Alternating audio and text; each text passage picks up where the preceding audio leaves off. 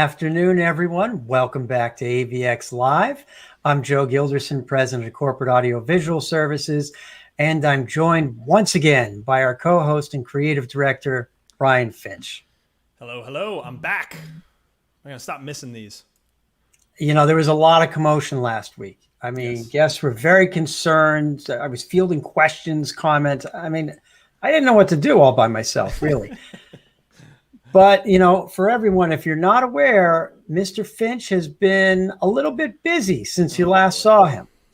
As many of you know, he was just featured on 914 Inc.'s cover as a Wonderkin.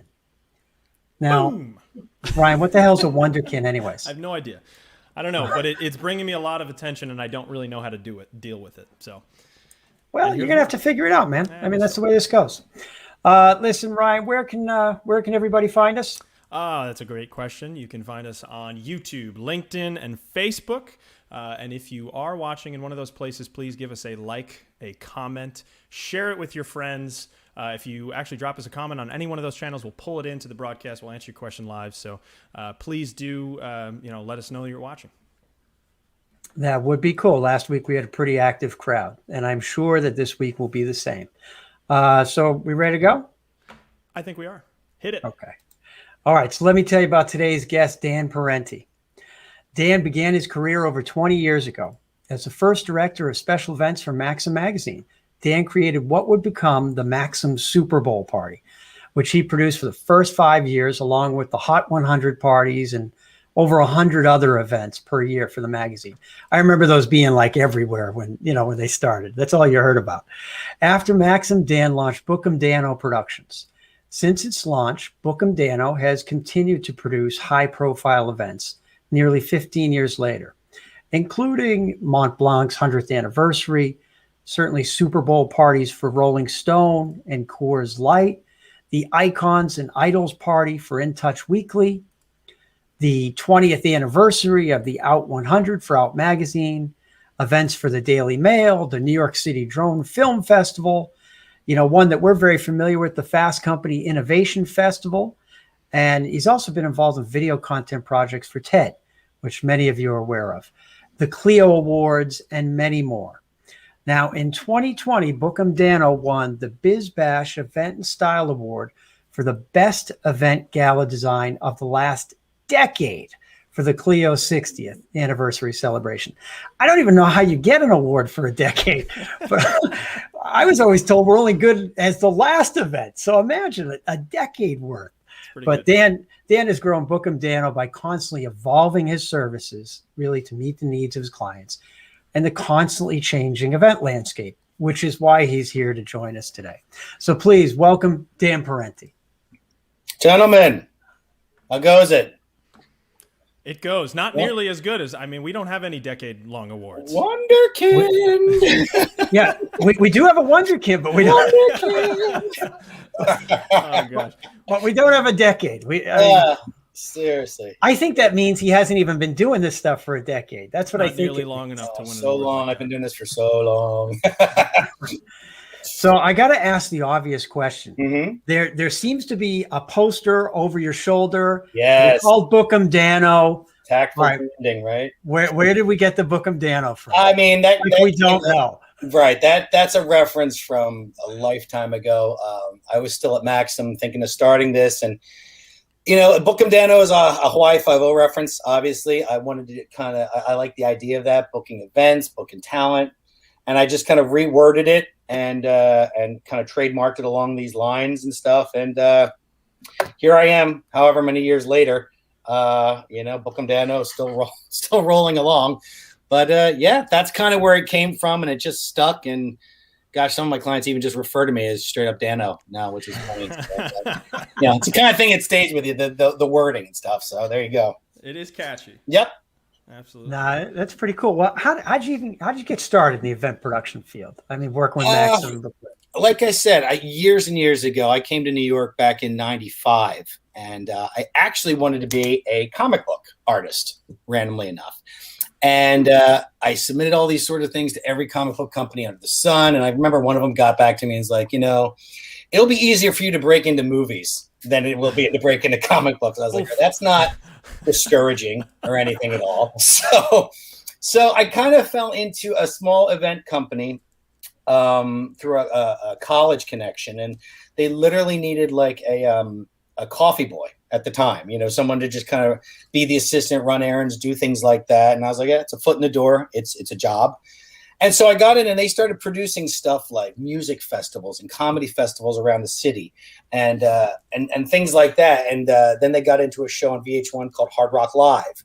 So I learned a lot about producing festivals and booking talent and kind of everything that comes with that. And it's great. With the Hard Rock Live show, one of my small duties was to get memorabilia signed by all the artists that performed.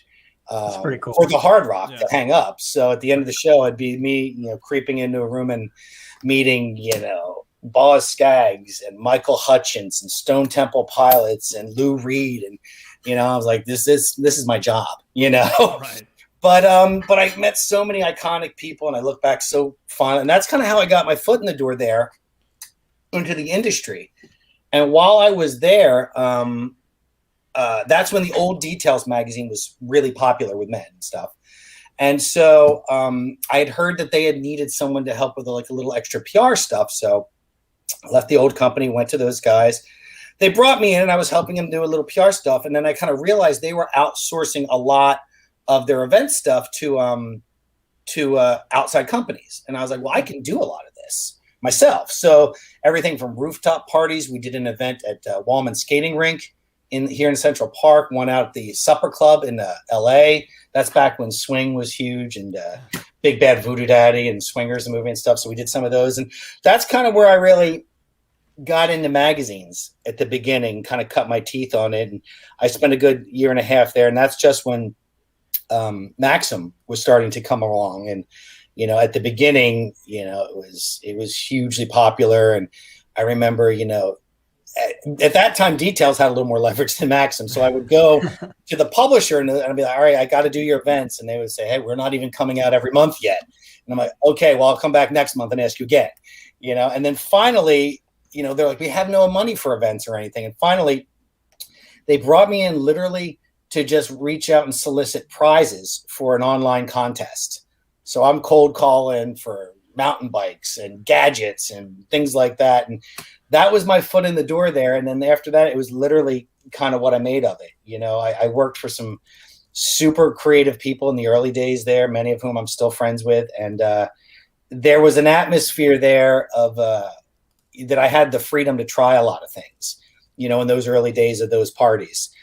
You mentioned the Super Bowl party. When we first did that in Florida, there hadn't really been anything like that before. Like there had been corporate events and things like that, but there hadn't been any parties for celebrities. So we put this together, and I remember we had Wyclef Jean perform, and we had Run DMC nice. With Jam Master Jay. And I'll never forget doing an interview with Jam Master Jay on stage with him. I'm like, who am I?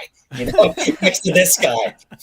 And it was amazing. That's back before that was the first year. So there wasn't 10 people checking you in at the door. There was one person with a clipboard. Who are you? Okay, you're Jay-Z. Come on in. Right. And it was as easy as that. Yeah. And then after that, the next year, it blew up so quick and so fast that Playboy was having one. ESPN was now on the scene.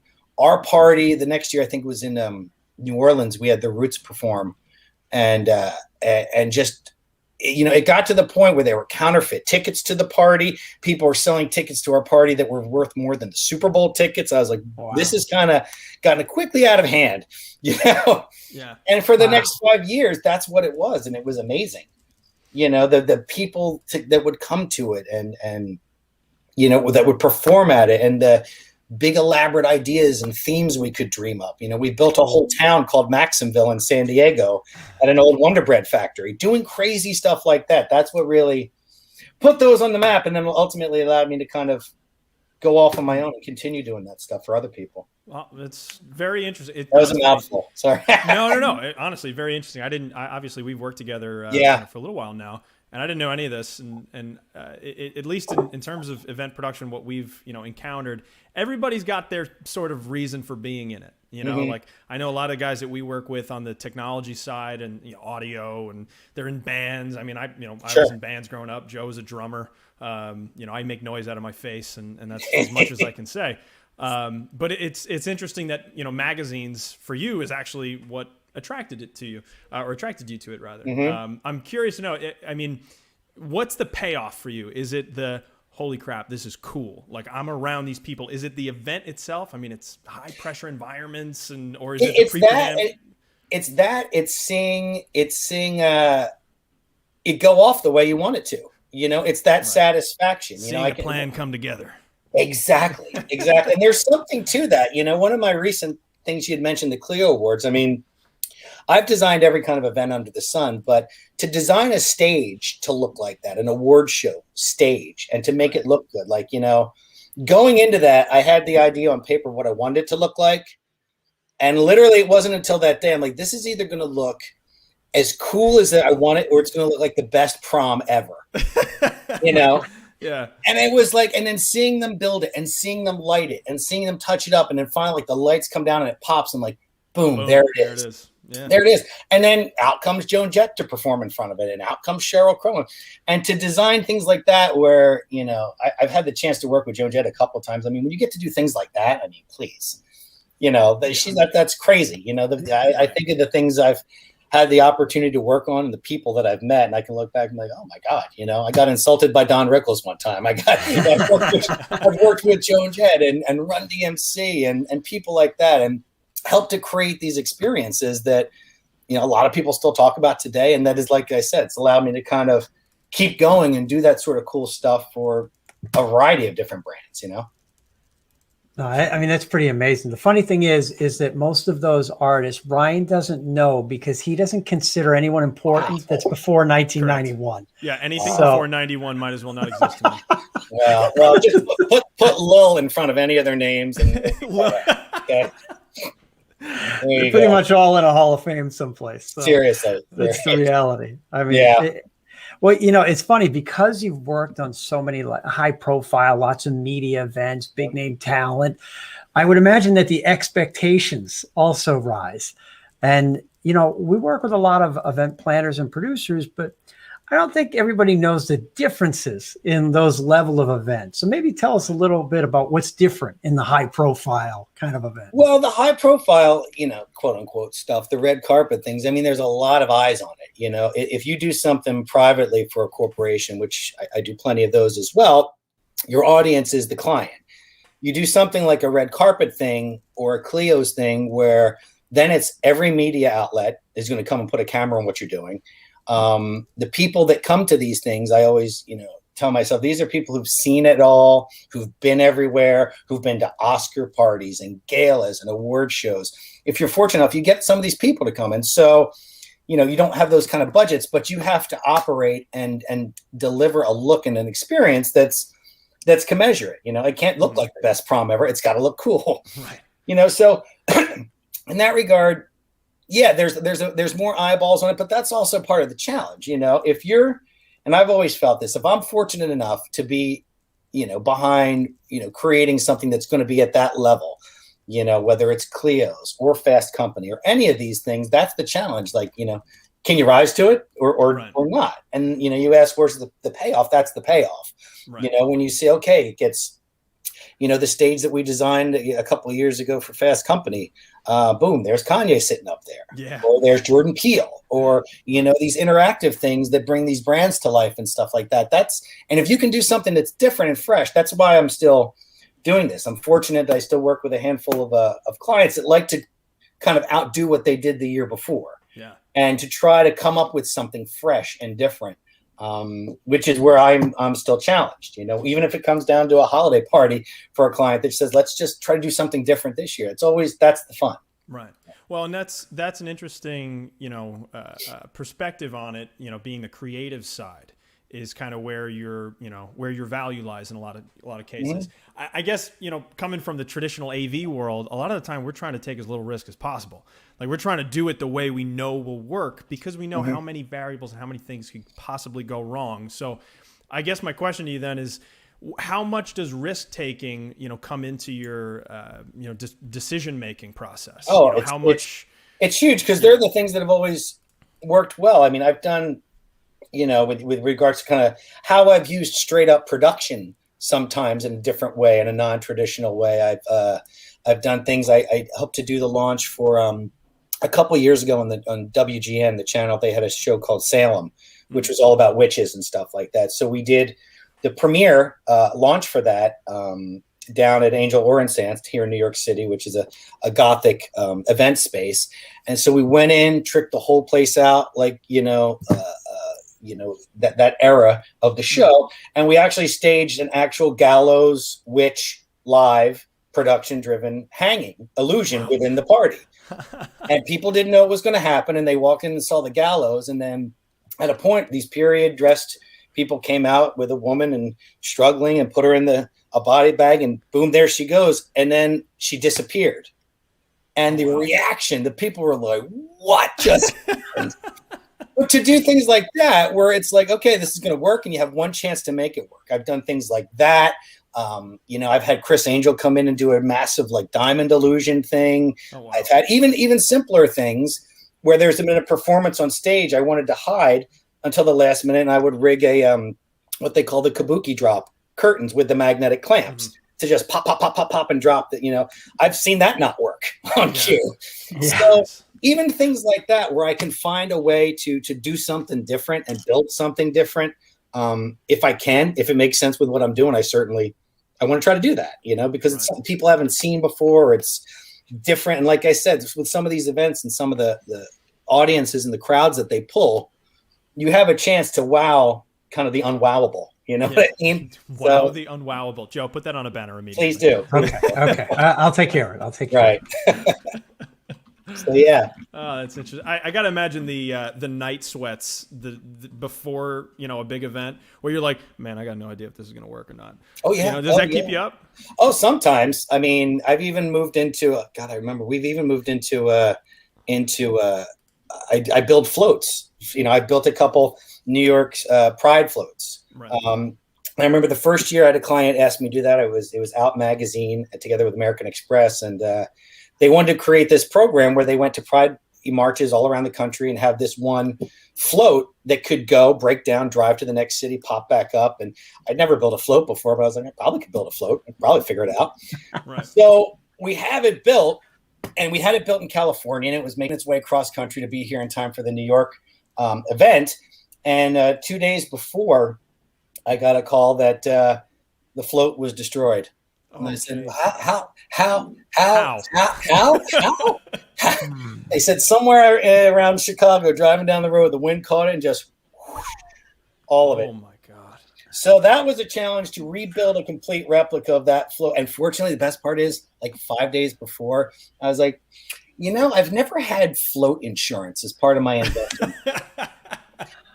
But I'm going to go invest a couple $100 it's going to take, because you never know, Right. And sure enough, thank gosh, because then I had a whole new rethink done in like 48 hours and ready to go. But so yeah, there are nights. Yeah.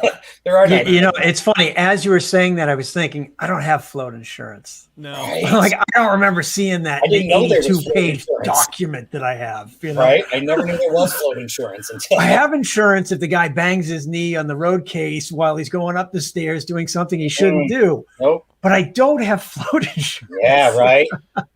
Little known. Well, that's what 20 years of experience kicks in. That's pretty smart. So yeah, there's plenty of nights like that, and some of them, where I've done, some events that have been like ticketed events and stuff. That's always an anxiety, because you're like, if you have a client that's counting on the ticket revenue, that's sometimes the one thing you can never know.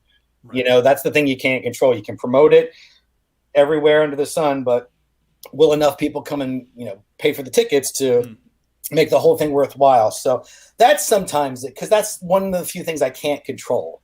Right. You know what I'm saying? Like, you can build it all and have it ready to go when people show up, and it'll be amazing. but beyond just pounding it with advertising and promotion, you just never know until it goes down. So Right. No, that's true. And, that's become a pretty hot topic, certainly in the last year. As I know for us, as we've transitioned on the virtual side, we get a lot more questions about promotion and things that normally we wouldn't have been involved in, but you have to learn more and you have to keep evolving. And, just like you've had to do and be more creative in the landscape. I guess my question really for you is then, what have you had to do during these COVID times, whereas using technology or advantage or even just keeping relevant, but what have you had to do? Right. Well, I kind of early on, when everything hit and stuff like that, and people weren't doing anything, and then they started to kind of move into virtual, honestly, my take when I saw this was like, okay, this is going to be temporary. It's not going to be, a forever thing. This isn't going to last forever. Because if anything I've learned by doing events for so many years, people need that contact. They need that interaction out in the world. And then you start to see things start to kind of unsafely creep back. And you're like, people are this determined to risk their health over, over concerts in the Hamptons or things like that, and it's just like the chain smokers out there. It's like, let's rush out to that before we're quite ready. I'm like, we're not there yet, but people are going to start to trip about. And even now you see they've started to loosen some things, and boom, here come the weddings, and boom, here come the small events and the outside things. So people talk about it's going to have kind of a roaring 20s backlash of everyone's going to want to get dressed up to go out to the drugstore, just because you're going out. And I think you may see that, but as for what I did, I kind of realized early on, I was like, I've been doing this stuff for too long to be like, well, now I'm going to learn a whole new set of skills here. And I was just like, it's not in the cards. I've been doing this for so long. This is what I'm particularly good at. And so I didn't, and I know a lot of companies really kind of, quote unquote, the pivot. They pivoted and put themselves out. I am your virtual solution for everything. And I was like, I don't think that way. And so I pulled back a little bit more on that. And then the way I've kind of always positioned my company, I told you guys, I do a lot of different things, build floats, concerts, video content for TED. It's, I like doing a little bit of everything. And when a client is kind of like, all right, he's the solution guy, and I remember when I first reached out to Ryan, one of my clients, they're an international financial company. And, I'd done big events for them, holiday events for them, small summits for them, executive meeting, in-person stuff, in real life, small events. And they say, well, do you have any experience with doing virtual things? We want to try to do a couple of these virtual things. And again, my knowledge of Zoom and these platforms is limited. But I've always kind of positioned myself, whereas if I don't, I may not know the answer, but I can get it, and that's kind of how I operate with my events. The team that I'll assemble for a red carpet event is going to be different from the people that I'll use for a multi-city tour for consumers. And so in the same regard, when these opportunities, started knocking at my door, I kind of took a step back and I immediately thought of Ryan and you guys. And I was like, we'd worked together on the Fast Company stuff. I was like, these are guys who would have a deep knowledge of this stuff and be able to kind of talk the talk. So as the asks started coming to me, it's a matter of kind of finding the right people to work with who can help to solve these problems when I can, or if I may not know the answer to it. And to do it in such a way that kind of everybody wins. The client gets everything they're looking for. I have the peace of mind to know that there's, that you guys working on this kind of can troubleshoot, react on the fly, things that I traditionally do with live events and stuff. Right. So it kind of came out of that, and then one became 2 events, became a couple other events, which we did for them. My client with the CLIO awards, they've been all virtual. Obviously they haven't been able to have their live events. And just recently we were able to work with them to help them push their content out across all of their social media platforms, which again is not something, if you'd asked me a year ago, is this what you do? I love what I do, but I can figure out a solution to help you guys to do this that's within your budget, that meets your needs. And again, that's kind of where it comes from. So, there'll be more of these for a while, certainly as the year kind of trails out and stuff. But you're already seeing people kick the tires for Q3, Q4 sort of events and stuff. Right. And you asked about staying relevant. I'm fortunate I have a few of my partners and clients like you guys who do these live shows and interviews and stuff on different topics about, well, what's happening in the world of events and where's it going and what's happening now and stuff. So I've been able to speak on some of those and still, kind of weigh in my 2 cents on stuff like that based on the things I've done. So you do what you can, you keep out there, you kind of keep your ear to the track, and like I said, it seems like the end is near, and there's a light coming at the end of the tunnel. In a good way. In a good way. Yeah. No, trust me. I'd love to get back to you, like setting up speakers and like doing all that stuff. Absolutely. I'd love to leave my house one day. Yeah, it would be great, right? That'd be great. But, no, you know what? And Dan, I think you do need to take some credit, because as far as your role, like we've seen a lot of different organizations step into that. Like I'm not really sure, but I'm going to help you, Right. And I have some resources, and there's been a sliding scale of success with that. Sure. But your approach to it, I've always found to be, complementary to our work. And I think that, honestly, I think that says a lot for someone in your position who maybe didn't have this skill set going into this, that you found a way to not only, pull it off, but to do it and to actually really add value to the process. Because I've personally found it really helpful to have, you really managing the client, managing their expectations, and knowing that part's not on me. I can just focus on my end. So exactly. You do deserve some credit as far as that's concerned. Well, I mean, I'm the first one to step out of the way and let people do what they do. I'll support that and everything, but whether it's that AV person or the talent or you tee it up and then you let them do what they do. And without being like, here's the project, I'll see you in a month, you stay involved, you hold, because that's, again, a big part of my clients, why they bring me on is because I give them a degree of peace of mind, because I've been doing this for so long. Right. There's very little I haven't seen. There's very few problems I haven't figured out how to solve. And so, if I'm calm, if I'm like, this will be just fine, then they feel that. And then they're put at ease. And when I work with you guys, I feel that because I've seen you solve things on the fly, and I'm like, they know what they're doing. There's nothing I'm going to be like, here's the solution, guys. They know what and so that kind of just goes through the whole process. So if I can kind of be cool with it, then the client feels calm, and then the whole thing pulls off. So it takes more energy to worry about things and to kind of just vibrate and be like, oh my God, I'm stressed, than it is to be like, let's solve it. Let's move on to the next thing. So, right. Yeah, I know that we find ourselves in similar roles when it comes to that. You may have 4 different options. You got to choose one that's going to work, but you got to choose it now, and let's just move forward. And then that becomes the path. Yeah. And then everybody's happy. Like they just want a decision and to know that it's going to work. Yeah. So they want that direction from you. They don't want you to, because sometimes too much. If you leave too much to them, they're like, that's why I brought you in. Right. To help guide me, to help make me make the smart decisions as things come up or challenges happen. So, Yeah, I think you're 100% right on that. And we're trying to protect them in many ways. Yes. From themselves. It's a bad idea. From themselves. It is.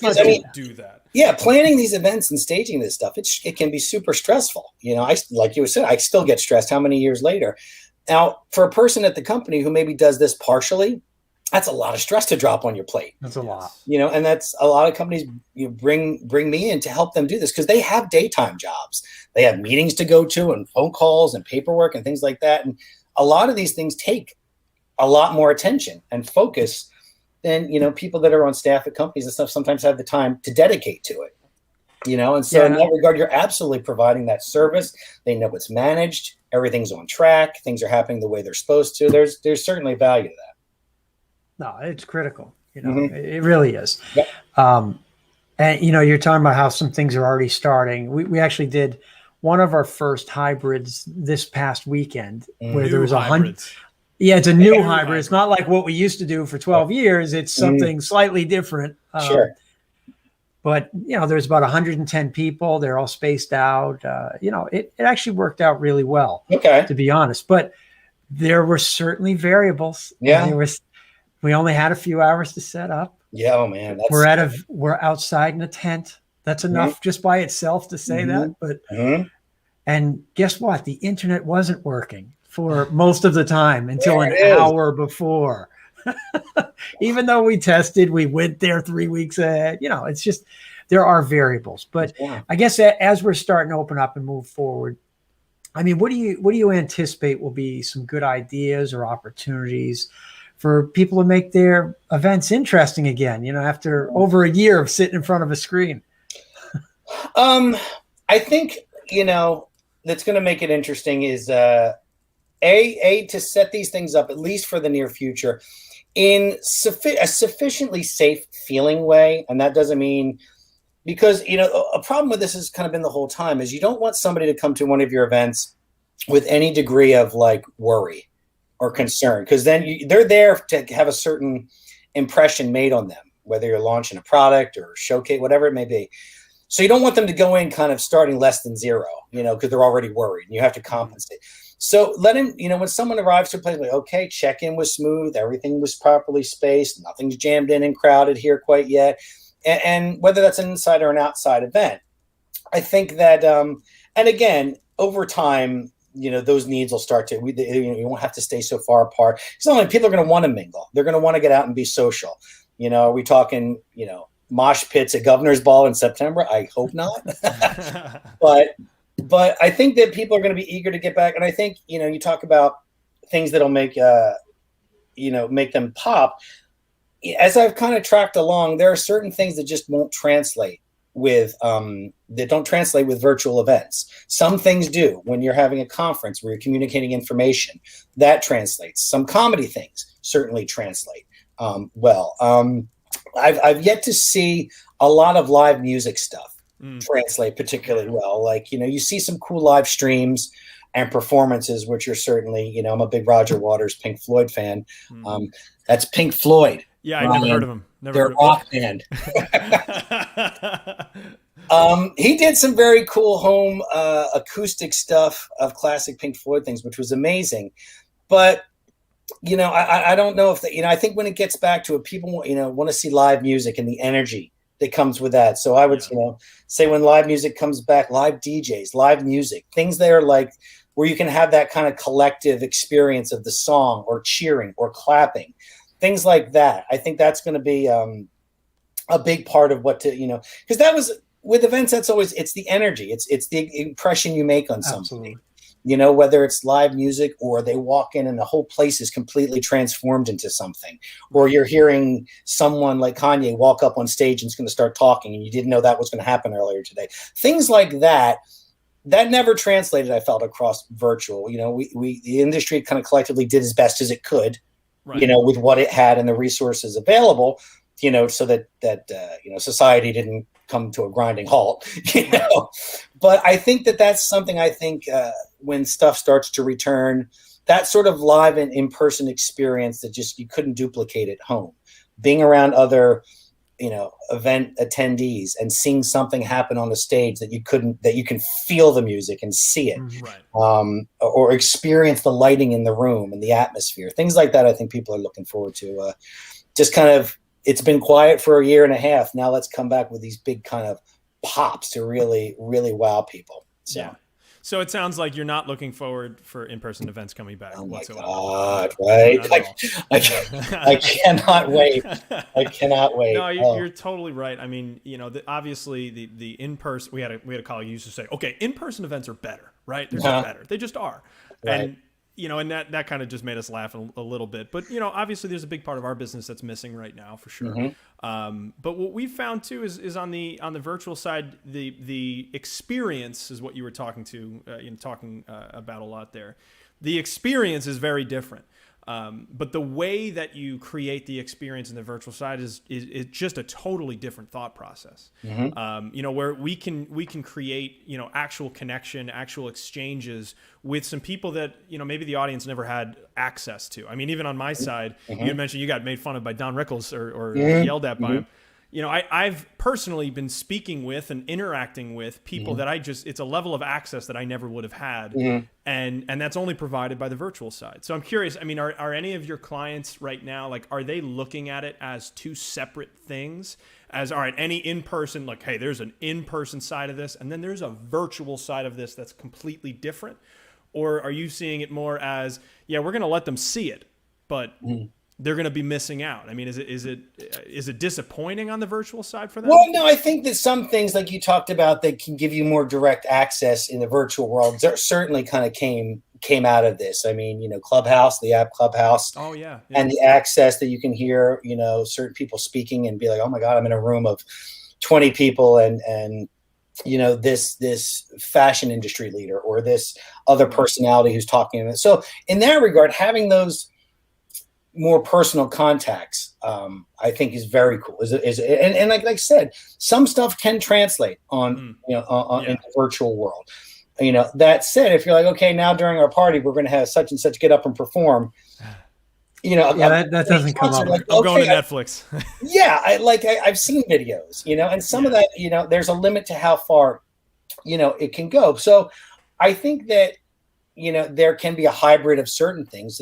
For example, I'm developing for a client right now a possible live event where it's an outdoor concert that's streamed, for everybody who, privately, for people who may not be able to be there at the moment. That's certainly something that I think will continue to go around, because that also delivers you more eyeballs, for the brand that's putting it on.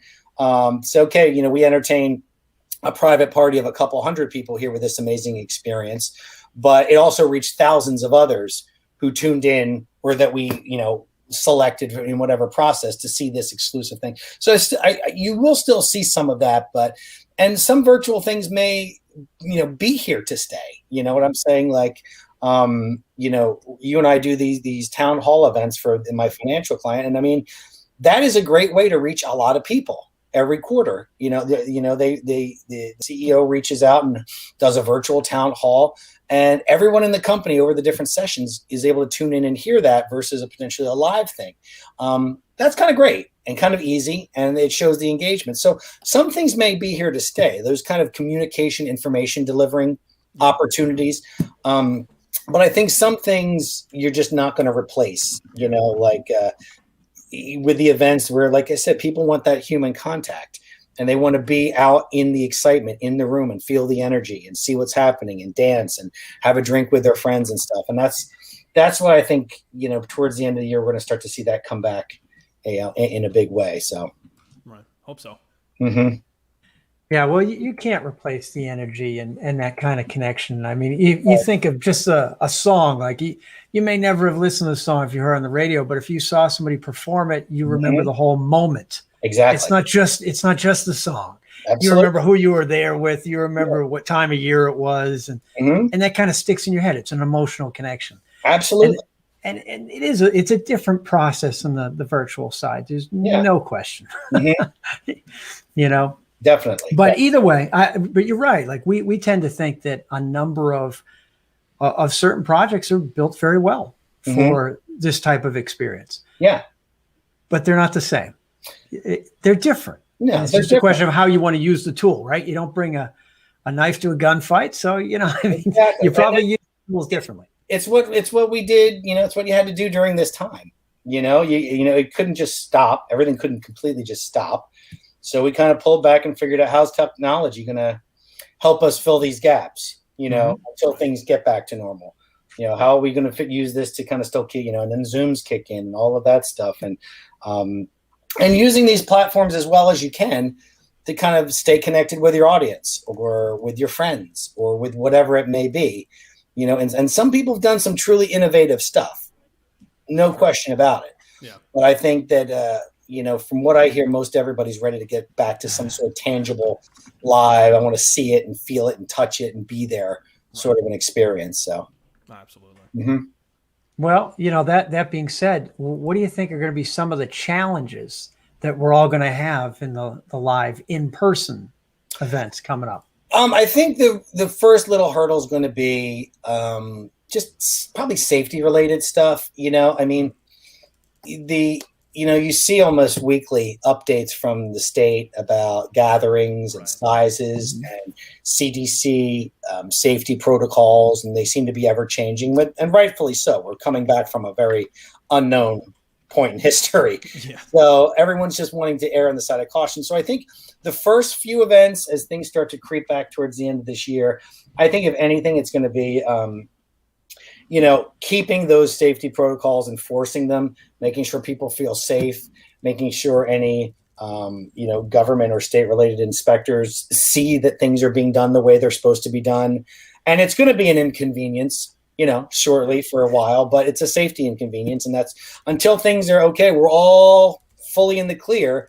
It's going to have to be that way for a little while. And I think that since some of those things are unknown and some of those things change regularly, I think it's going to be the hurdle of staying on top of that, making sure that you follow those things as we kind of, especially for more conservative brands. Some brands are going to want to come out of the gate, like it's the Wild West and just try anything. Yeah. But more conservative brands, they're going to want to see how it goes, not jump in that quick. Let's see how the first few things happen and things like that, and then kind of dip their toe back into it.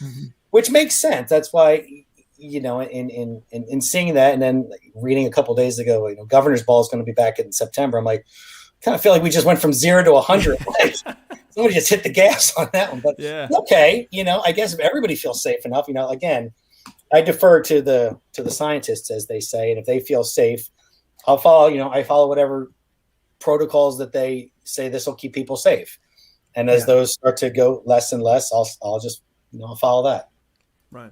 Well, and in some regard, it mirrors how things went when we started in the virtual world, right? And some of the more conservative brands were like, we're just not going to do anything for a while. Exactly. We'll see what happens. Whereas, some other ones maybe were failing forward and just trying to make it work and learning from their mistakes. And, but you're probably spot on about that in terms of what's going to happen next. But as far as the inconvenience and the, may have to make changes quickly. It's kind of like when the fire inspectors show up, right? Be like, no, you can't do anything. Oh, yeah, that's exactly, and I've had my share of that, and I've had my share of that. And that was always, you talk about things that give you anxiety. I mean, especially back when I used to do the Maxim parties, like we were on his radar, like, oh my gosh. The pyrotechnics, easy. Everything, too crowded, not enough this, too much of that. It was insane. But yeah, and it's trying to be aware of that, and then trying to make your audience, aware of it and kind of follow those rules and stuff. That's why, I go back to that Chainsmokers event in the Hamptons. It's like, okay, on paper that all sounded great, right? But you're booking an artist that is traditionally like a Vegas artist, a nightclub artist, where people go crush up to the stage because they want to dance. This isn't like jazz in the afternoon where someone's just going to sit on a picnic blanket and enjoy it. That's the nature of the show. And just expecting people to be like, well, I'm just going to sit in my little, roped off area and be content with that. That's not going to work, right. So it's going to be a question of, laying these things out in such a way that it's not burdensome for someone to follow your rules and it's not an inconvenience. Because again, you're there to make a good impression on your guests. And if they're like, oh my God, now what? I can't go there. I can't do what? Someone's telling me I can't. Then it starts to get negative. It's like, would you want to go to this event? Exactly. Do you ever put yourself in that role, like the attendee perspective? Always, all the time. I mean, that's with every event. I walk through what's the experience of the person who's walking in the door, and I take it, I walk through when I first get there. What do I see? How is my check-in? How can I hear the music? How hard is it to get a drink? All of that stuff. So, and then I wander through my events too, to see, how things are going. Are people pissed because they can't get to the bar? Is it too loud in here? No one can hear it, So I'm forever doing that, and if I see something that needs adjusting, you can adjust it. Oh, absolutely. Well, and it's the, the experience, obviously something that we're constantly aware of. And on the virtual side, there's a lot of hand holding, and it ends up being, really on our on the onus is on us at that point to make sure they have a good experience and to really walk them through very unfamiliar aspects. Sure. So I again, a lot of the time we are trying to think like, what if I didn't know anything about technology? What questions would I be asking? Yep. And so certainly things we saw much more in the beginning of the pandemic than absolutely we are now. Thank God. Absolutely. Oh, absolutely. The very beginning, I mean, I think of all the executives that we had to deal with who are used to having people there to set things up for them. I mean, everybody was just mad at us like all the time. They're like, this damn thing, I can't see you. And they're like screaming, like, all right, calm down. Just calm down for a second. Hit that button over there. Just be cool. Let's hit that button. It's like, but you could just see that pent up Just unmute yourself frustration. first. Unmute yourself. I can't hear. I think it was better that we couldn't hear them, though, to be honest. Right, you know? exactly. But all that's changed since, and Right. but the things you're talking about the experience and doing the walkthrough, and hey, are they successful in getting a drink? And like those are, we kind of look at those three things: experience and success and results. Like that's what we're looking at every day in all of our productions. Sure, absolutely. Because otherwise, they're not going to need us. Is the way we're looking at it. You're only as good as your last event, right? Or the last decade. I mean, it depends on the award. I mean, what a callback. It wasn't teeing you up, but I'm just saying. I needed the graphic, though. I really did right there. As good as your last. My guy blew it. I don't know. My guy blew it. But no, I think there's probably a lot of things coming that we're all going to have to adjust a little bit. Sure. I know on our side, we're hearing different things about potential labor shortages. Like if all the hospitality world is screaming right now that they have nobody, and for a variety of reasons, really, between, a lot of those people left the business, unemployment, name something, a lot of those gig workers have got to go find full-time jobs, those laborers and a lot of those people that you depend on. So that may prove a challenge. You're right. Yeah, it's one of those things we're looking at, but you know what? We're all excited, and we're all really looking forward to getting back to doing 100%. Some things in person, and 100%, and feeling a little bit of energy. It's hard looking just into that little camera all the time, and feeling pumped up. Seeing the dead eyes look back at you. I actually drew little eyes in there now, so at least it's somebody. Excellent. But listen, Dan, I want to thank you for your time today. We want to be mindful of thank you guys. Your time.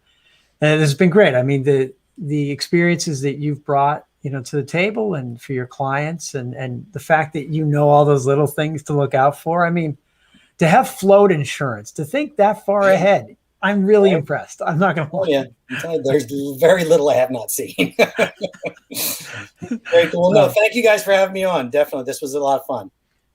Likewise. Thank you, Dan. Very cool. We'll be speaking soon. Absolutely. Take care, guys. All right. Thanks. That's pretty cool. Float insurance, I wouldn't have thought of, Ryan. You know what that made me think of? I got to say, what we're going to need for this next stage? Internet insurance. Yeah. I don't think anybody's going to give it to you. No. Because we've had that discussion with Nick many times. That's true. It's funny. Everything that's free, if you need to insure it, then becomes $50,000. Just keep that in mind. So it's a little different take. But maybe we'll just touch on some key points. I think, one of the highlights, of course, Dan's brought into very high profile experiences, and, keeping it fresh and something different will allow you to wow the unwowable. There it is. It's on a banner. It's on a banner. Once it's on a banner, it's official. I mean, this is the real thing. But becoming a solution, being that person that comes up with a solution. Partner. Yeah. I think that's kind of all of our roles. It's certainly Dan's role, and he's excelling at that. Or, all these Maxim and Rolling Stone and all these people aren't going to entrust him with that role. There's just too many eyes watching all the time. Just thinking about the clients and the experience and that peace of mind, that's what they're looking for. I think those were all the really key things. And of course, to address the simple things about, as we're coming back into the in-person side, having people feel safe, like that was the first thing I was looking for last weekend. I had multiple discussions as far as with the venue, because I said, no, I need to hear it from the venue, not from anybody in between.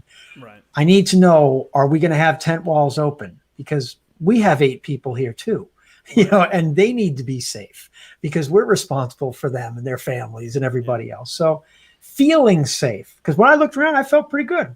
I said, all right, this looks pretty good. Like, it's spaced out. They did a nice job, but all of those things I think are really important. And, we had an expert here to tell us those things. That's right. And we appreciate him. So big thank you to Dan, Bookem Danno Productions. And I'm sure we'll be speaking to him soon. But otherwise, hey, Ryan, we did have a comment too recently come in. It seemed that our old friend Pat was asking if you were on another photo shoot. I guess he was concerned for you. I don't know what the other photo, because I don't think I was on one previous to that. I mean, Another I mean, I would don't know. imply one already existed. This was. I don't very know. unfamiliar. Listen, this is just your audience. I mean, they just want to know things, and Oh God, they were head very isn't gonna concerned fit last in the week. frame anymore. I'm going to need more than a rectangle. So you mean we're going to have to solo you all the time now? Is this how it's always going to look? Just too much attention for my taste. I like to be behind the scenes, video off.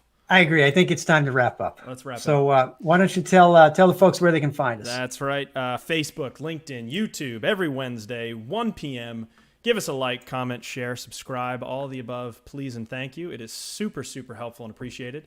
And we will have another guest for you, like I said, Wednesday at 1 p.m. I don't know how we fit it into our schedule at this point. It is painful, but we're doing it to hopefully bring some value to the folks who follow us. So again, like, comment, share, subscribe, much appreciated. And we will see you here next time. Sounds good. Thank you. Bye now.